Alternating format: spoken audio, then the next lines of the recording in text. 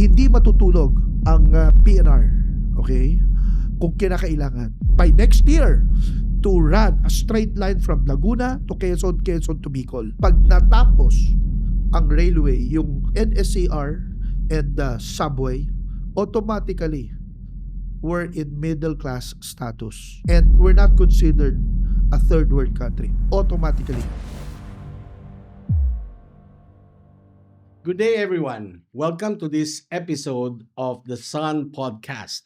And today we have a special guest who made a controversial comment on media. It struck me. That's why probably he deserves this space in our information age. So I'd like to introduce to you Mike Macapagal. I'll call you Mike. Sure, Di ba? please. Oo, because he is now the, what do you call it?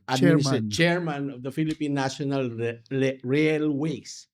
My God, my tongue is, natatangtide ako sa'yo. But before you begin, Sige. alam mo, nung bata ako, ay pupunta kami ng Bicol. Yeah, Ako yung eldest. Sumakay ako ng train na hindi kasama yung mga magulang ko. Okay.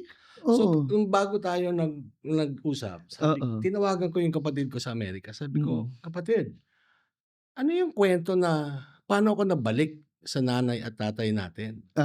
Kasi umandar daw yung tren.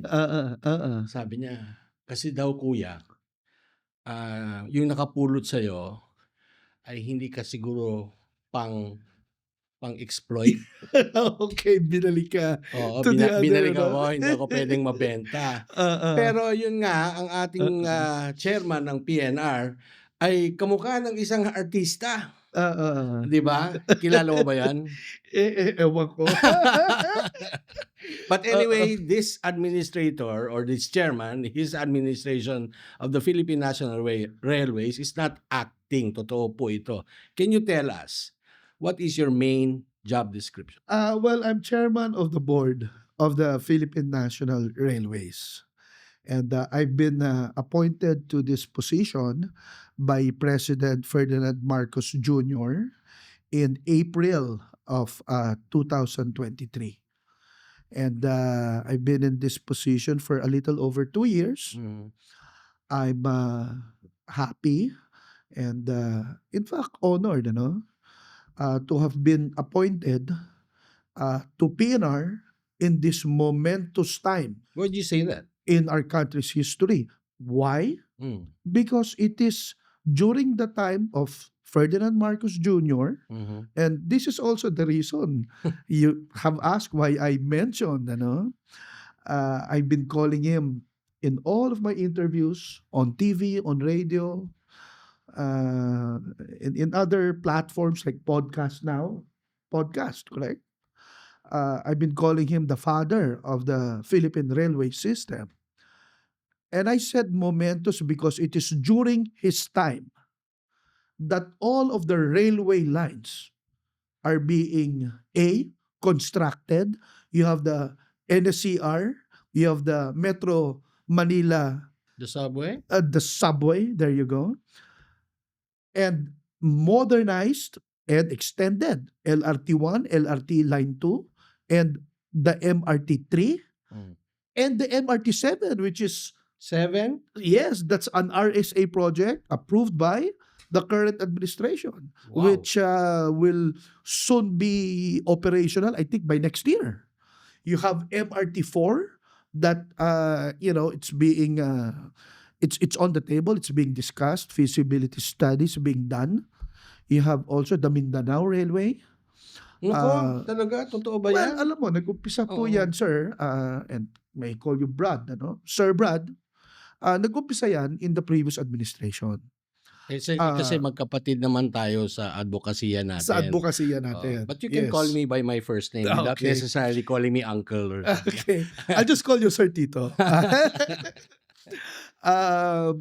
It was really during the previous administration that some of these were put into its early stages, yung reviews. However, yung partner country, na kinausap that we first spoke with, or the government spoke with, China, Suddenly they pulled out their commitment. Oh, Oo, China, alam mo may sakit man aminin at sabihin, but at least in the railway projects, sa 11 pinangako nila, 12 hindi natuloy. 12. Oo, Sumobra pa. walang natuloy sa Chinese promised projects na from the previous administration. Pero 'di ba Wala may tayong utang choice. 'yan? Well, Nagpahiram ng pera. utang yan na Oo. pinangako nila at a very low interest rate. It's called official ODA, no? Official Development Development Assistance Loan, Okay. which is at 0.04 or 0.05% per annum. Talagang bababa talaga. Concession. It is for us to build infrastructure sa roads and most importantly sa rails. Kasi wala nang daan. There's no more space to construct new roads and bridges. Meron sa mga bridges, true. However, the future is really, at least in the Philippines, with the limited space and areas that we have, it's really in mass transportation. And it's in rails na nakikita ni Presidente Ferdinand Marcos na if we can move from a car-centric transport system to mass transportation like rails sa mga tren, we'll have the opportunity to change, maybe even revolutionize the Philippines. Pero ito, passenger, not cargo. Both. Both. The one that we're building, the NSCR, it's called North-South Commuter Railway. It's north of Luzon in Clark, then it goes south from Clark to Pampanga, Pampanga to Bulacan, Bulacan, Metro Manila.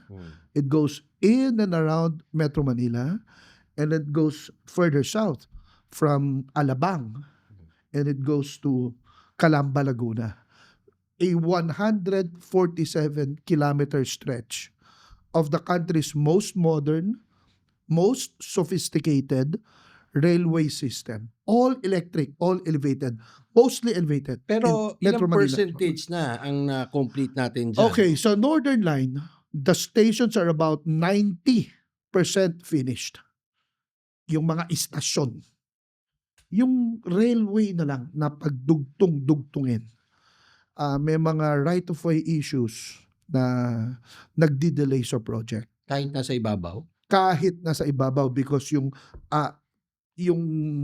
columns na ililift yan Okay. it takes a lot of space. And yung sa ibaba pala, no, just for everyone's knowledge, we'd like to turn that into the cargo component of it. So sa taas commuter, sa baba cargo, or magbabago man ng alignment sa baba, pero both dapat may commuter and cargo at the same time. Ibig mo sabihin, yung ilalim, yung on the ground, yung cargo, o nandun pa rin sa elevated sa?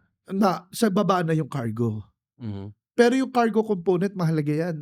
That's part of the Subic-Clark Manila-Batangas Railway proposal that was already funded by America and Japan. So we're currently doing the feasibility study for that. Funded. Funded na. Ang feasibility study. Yes. But how long do you think that will really happen? Apo na. Construction, alam mo, we will see this through. No? Of course. But really, the one who will benefit the most, no, is the future generation of Filipinos, yung mga anak at mga apo.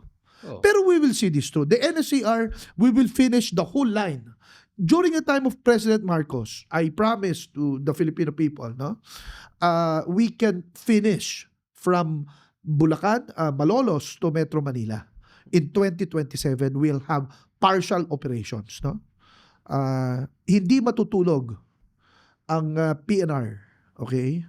Kung kinakailangan, pero pipilitin namin matapos kung ano ang kaya namin tapusin within the time frame given to us. No? Pero may political opposition ba yan? Wala naman, sir. meron lang mga problems or challenges that we're encountering mostly sa right of way. Mhm. And alam mo naman, kailangan dyan partnership with the local government units, the police, the DILG, a lot of these things. Of course, yung mga tao din. Mm. That's why I am always doing interviews because I appeal for people's patience and understanding sa mga maapektuhan ng mga proyekto na to. Hindi lamang yung NSCR, the ones that we're doing in Bicol. The President wants us by next year to run a straight line from Laguna to Quezon, Quezon to Bicol. We're running portions of it now. Are you using the same tracks? We're Or using the old ones, but we're migrating the old trains that we have to the south. So, makikiusap po ako, mga kababayan ko sa Southern Tagalog. Magpasensya lamang po kayo at sana intindihin ninyo ang PNR. Makikiusap po ako on behalf of the PNR and the DOTR. Marami po maapektuhan ng clearing operations na gaganapin namin. Pero ang matutulungan po, ang tulong na maibibigay po nito, imagine po ninyo yung travel time magmula Bicol papuntang Maynila. From 8-10 hours, magiging 3-4 hours. Bibilis. Wala, 2 hours lang pala. Sorry. And 2 hours. 2 hours. Para kang mamiyahe ng Alabang Para to kang Makati. pagta-traffic ka pa nga, delikado pa. Oo, pero ang mas mahalaga doon, yung mga goods and services, mabababa ang presyo ng mga goods and supplies, dahil mapapabilis ang pagdating nila sa Metro Manila, mababawasan ang traffic dahil maraming sasakay ng tren. So, malaking matutulong. And in Metro Manila, there's a study by JICA, that in Metro Manila alone, the economy of the Philippines is losing anywhere between 4 to 5 billion pesos due to traffic alone. A day? A day. That's a day. Imagine if the subway and the NSCR is fully built and then, we'll able to address yung connectivity from LRT1, LRT2, MRT to the NSCR and then to the subway and all the other bus rapid transit, mga other ideas that are on the table currently. Pag na-address natin ang traffic woes ng Metro Manila to start, but hopefully in other outside of Metro Manila as well, imagine, the help to the general state of the economy. Malaking tulong yan sa ekonomiya natin. Yung dun sa Laginding Airport na ngayon Oo. in control na by the Aboitiz Group. Oo. Na dati yan, nung panahon ni Pinoy, talagang pinilit na buksan yung airport na should have been operational Oo. by anong relation mo kay GMA? Oh, well, she's my tita. Okay, Oo, by your oo. tita, Yeah. diba? Doon Oo. nagsimula yan. So Oo. finally, nabuksan, Oo. 2-lane highway lang yan. Ngayon, 6 lanes na. Oo. But in a span of like 2.5 years. Yeah. Kasi yeah. alam naman natin, ang mga Pilipino, mahilig tumira, maglagay ng tindahan, magtambay dyan sa pinaka-edge ng highway. How will you now address na maglalagay ka ng fast-moving train, tapos parang sa ibang bansa, na parang tumitiklop lang, tapos andun yung mga turista. But yung train natin, mabilis. So, hindi ka pwedeng, paano yung easement niya? I get what you're trying to say. The key here, kasi ang train, ang inuubos lang na land area ng train is really smaller sa inuubos na lanes for the vehicles. Oh, you mentioned from 2 naging 6, di ba? O kung train yan, hanggang ngayon 2 lanes pa rin ang kailangan, hindi umaabot ng 6. Right? Oo, tama. Ang problema yung we're not only changing yung the traffic condition, no? Really what we need to change is the mindset of the people. Ang problema, ang Pilipino, and I hate to say this but it's true. Palakihan tayo ng kotse, no? The bigger, the better, no? And the more pa. And nakita mo naman yung mga contractor na napapanood natin, di ba? Nung pinakita niya yung 40 vehicles niya, ilan doon ang SUV? Sige nga, ilan doon ang sports car? Mas, kung 40 yon, baka 39 SUV. Why? Because Filipinos, and hindi lang siya. In general, I'm saying Filipinos love their SUVs, they love their cars big. You go to Europe, paliitan ng kotse. Meron kang movie ako napanood parang Jason Bourne yata o James Bond. Naghabulan sa cobblestone nung ang liliit ng kotse 6 na kotse na maliliit naghabulan Mm. Maliliit na kotse. This, if you think about it, in Europe, they're using the smaller the better. The smaller the better. In the Philippines, kaya dapat umalis tayo sa mentality na kotse. I think ang hope natin really is the future generation, yung mga kabataan ngayon. Una, we hope that they will be more politically mature when they pick their leaders. But secondly, yung lifestyle nila, mindset in terms of transpo, pupunta sila from Cubao to Makati, sakay sila ng train, magdala sila ng backpack, may sandwich silang dala, meron silang telepono, computer, mag-Facebook, whatever, mag-shopping sila, babalik sila sa train, uwi sila. Sa Europe, ganyan. In other countries, ganyan. You go to our neighboring countries in Japan, in China, in Taiwan, in Singapore, Indonesia, everyone's using the trains. Nasubukan ko yan. Oh, Na imagine. from Makati, pupunta ako ng, is that Pasig or Mandaluyong? Yung mall, Shangri-La Mall. Oo, ano ginawa? Diba? Oo. So I arrived 1 hour early than yung when if you kamiting drive. ko Oo, na oo. galing sa Valle Verde. Isipin mo, mas malapit siya. Isang Oo. oras ahead. Diba? So siya nagbayad ng bill ko.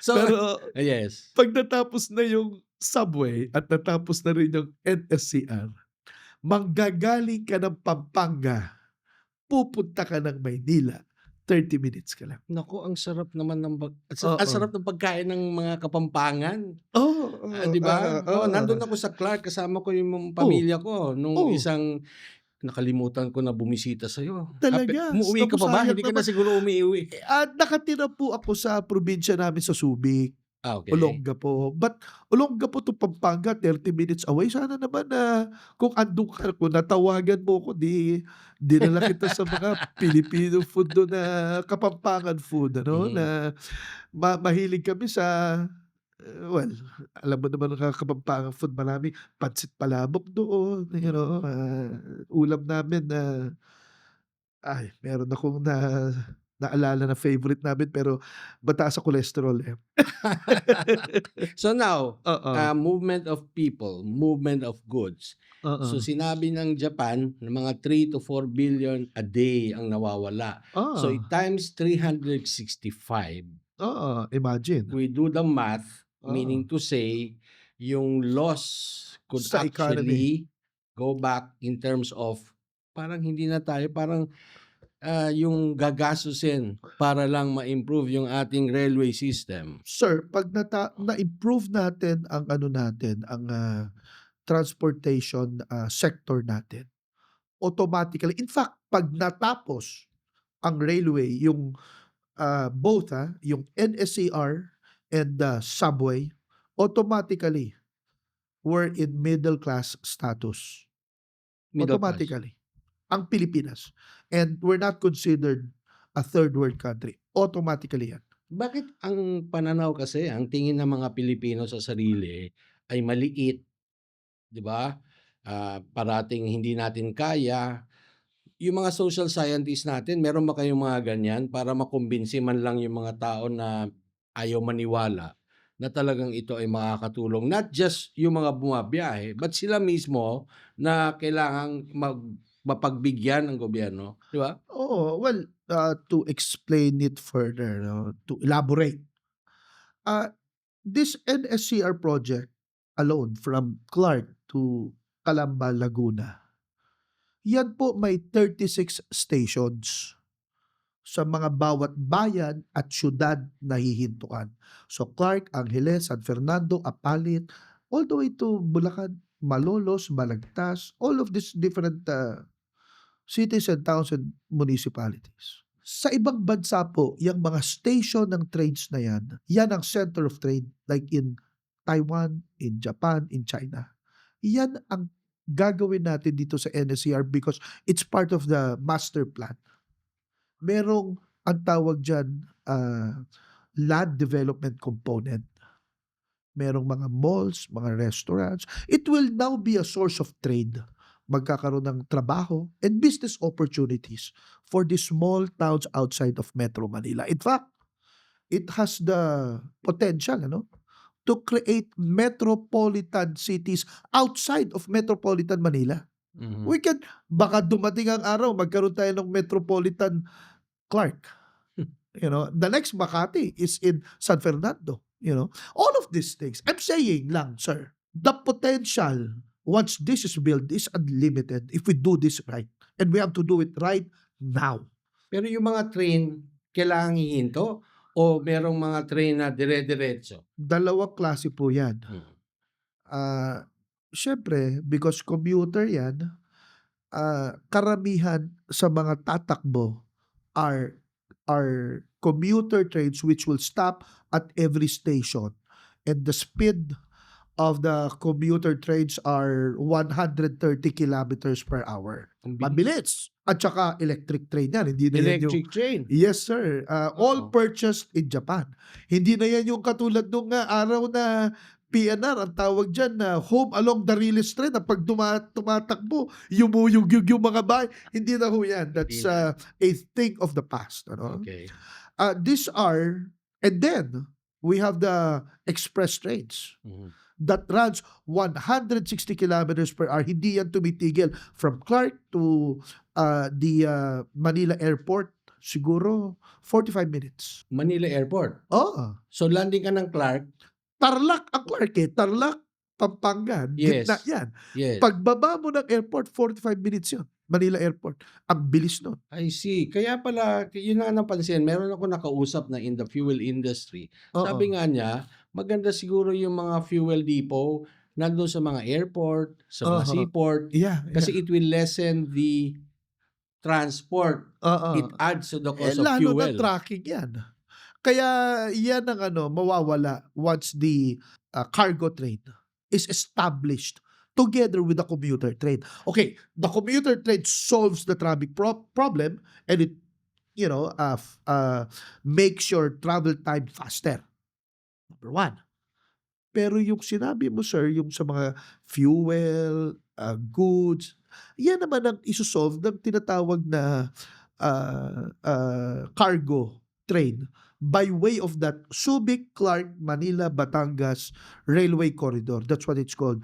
And it's a pet project of Secretary Frederick Go under, of course, the instructions of President Marcos. I see. Uh, So, pero paano yung mga truck owners, yung mga ganyan, di ba? Siyempre, mas mabilis, mas mura kung isasakay nila sa train yung cargo nila. Oo. Ano yung magiging effect nun sa trucking industry? Alam nyo, dalawa yan no? There's two ways to look at it One way is, pag nawala ang streets ng trucks, it will help declog or decongest the roads. No? Mas marami ang matutulungan kesa mahihirapan. So, that's one way to look at it. Another way to look at it is, this trucking industry, outside of the ports and the airports, no, they can now move their business from the fisher folks and the farmers straight to the cargo. Kasi kailangan pa rin naman ng movement from the supplier to the logistic hub. So, pwedeng ilipat nila ron ang business nila. The only thing is, nabawasan natin yung middleman. Okay. No? So, mabibili ng mas maganda ang presyo from the supplier, makikinabang yung mga fisherman, makikinabang yung mga agriculture farmers natin. Kasi ang cost of mababawasan. Pagdating naman sa Manila, mura na. Kasi nabawasan din yung yung Pasa-pasa. pasa-pasa. So wala nang Oo. mga tong-tong dyan. TikTok na lang. Oo, yung supply chain, ang Ah, that's the technical nabawasan yung supply chain, but really yung supply chain is really tama ka. Ano lang naman yan, na patong-patong lang yan dahil, kung madadala ng supplier yung produkto nila diretso sa Maynila, eh, mas malaki kikitain mas nila. malaki. Oo, Eh, mas yung mura pa. ano na nangyari dun sa Infanta, yung, Pacific Ocean, dun mag-dock yung mga barko, Oo, tapos pupunta ng Maynila, kung saan pa, oo. ano yun, eh, siguro hindi ka pa pinapanganak nun. Naririnig-rinig ko pero yung mga yun na, from ano yun, from, way back when yun, eh, 'di ba? Oo, Because you mentioned yung, support ano. Luzon Railway Corridor 'no, yung, Subic-Clark, Manila, Batangas. Ang talagang ano niyan, ang talagang, ina-address niya are the airports and the seaports, mhm. 'no?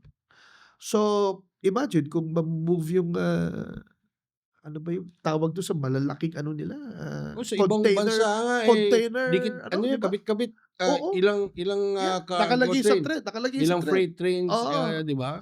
So yung Oo. kung yung mga freight train ilalagay yung kung yung mga container ano, container, storages, I don't know what they're containers 'no, ilalagay mo sa freight train, di imagine nabawasan mo yung dami ng truck na dumadaan, sa trend lang siya dadaan, di nawala yung traffic. Kasi alam mo yung traffic, papaano gabi pa lang nakaparada na yung daan-daan ng mga truck diyan naghihintay kukuha, sa umaga lahat yan babiyahe.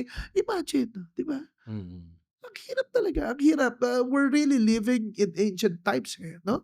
We should have planned this, way back when na ginawa sana na foresee ganito, but we still have time Pero may and we're mga doing it. nananaginip, May 'di mga ba? nananaginip at may Gawa gumagawa na talagang mangyari. para mangyari siya. So Ako ngayon narinig niyo po sa oo. mismong chairman ng Board of the Philippine National Railways na ito ang panahon na ang panaginip ay maging katotohanan. Yes, sir. Ang patunay po diyan kung magmamaneho kayo o sasakay kayo ng, bus sa Clark at sa NLEX dadaan, makikita niyo po yung mga elevated commuter trains, na ginagawa ngayon diyan. In fact, sana nga may nadala akong, ano para napakita ko yung mga pictures ano. Pero makikita niyo po sa if you go online at nilagay niyo NSCR ng PNR 'no, makikita niyo po yung itsura ng mga stations namin, they're almost 90% complete, patapos na. Yung railway na lang, elevated platforms ho kasi yan. Matatapos so a segment of that during the time of Marcos in 2 years from now. But the whole line, 4 to 5 years. Kasabay matatapos ang subway. So maraming salamat at this deserves our support because this is for all of us and hopefully no this will also translate to development in Mindanao where I am from. So maraming salamat Chairman Mike, Super Mike. Maraming salamat, Sir Tito. Lakas mo eh. Ah, Ano yung, I'm sorry. yung Super Mike, in Olongapo, that's a moniker 'no, a term of endearment. Kasi there was, a time during the pandemic 'no, that I, called for action and, called for people to help their fellow men ano, yung tulong-tulong, ika nga. And so, when I called for action, they started calling me Super Mike instead of Superman. Siguro it rhymes ano. Pero sir, na-mention niyo yung Mindanao. Mahal natin ang mga kababayan natin in Mindanao and in the Visayas also, 'no. We're starting it in Luzon.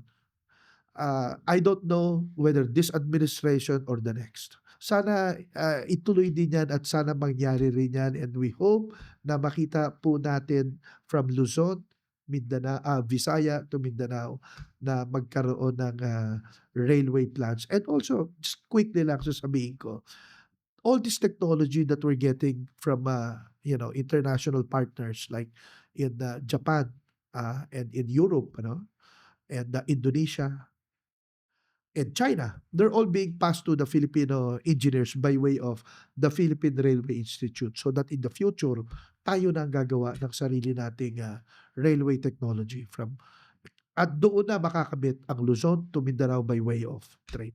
So maraming salamat, Super Mike. Maraming salamat, Sir Tito. At sa mga kababayan natin, maraming salamat. Yes.